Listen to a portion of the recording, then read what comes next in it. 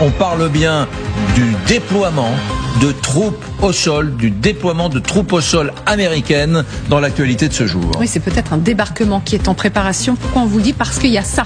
Voilà, cette photo, c'est l'USS Tripoli, c'est en fait un porte-hélicoptère américain, ça y est, qui fait route vers le Moyen-Orient. Ça fait que 3 porte-aéronefs donc seront déployés dans la région. Ce sont des armadas colossales que Donald Trump est en train de déployer. Et à bord de ce 3e porte-aéronef, il y a des fantassins. Il serait 2500 prêts donc à débarquer en Iran. Antoine Bourdarias.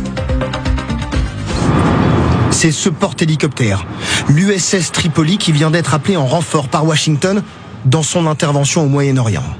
Selon des médias américains, il serait déjà parti depuis une base japonaise où il était stationné et devrait mettre 2 semaines à rejoindre la zone du conflit. Avec lui, un corps expéditionnaire de la marine américaine, 5000 soldats, principalement des Marines, comme ici à l'image. Ces soldats d'élite de l'armée américaine.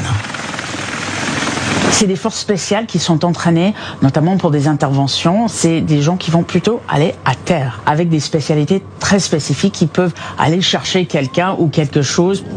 Washington se garde bien de dévoiler quelle sera la mission de ces Marines. Mais le choix de cette unité, entraînée aux opérations amphibies, permet d'envisager plusieurs scénarios.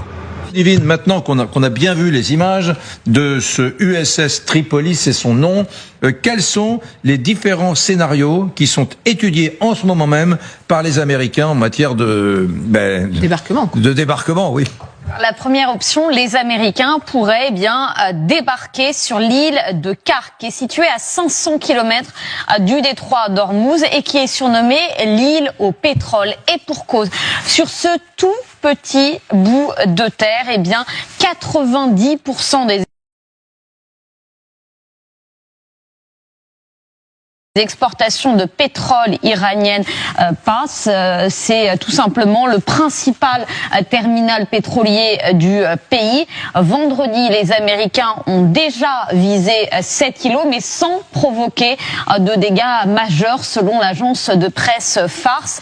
Avec une opération terrestre, vous imaginez que les choses seraient bien différentes. Les infrastructures pétrolières, notamment, pourraient être fortement endommagées. On pourrait, par exemple, y déposer directement des explosifs. Il s'agirait donc pour la première option d'une opération offensive de l'armée américaine. Deuxième option, cette fois défensive, Washington pourrait déployer des soldats sur 3 petites îles stratégiques. L'île d'Abu Moussa et l'île de la Petite et de la Grande Tube.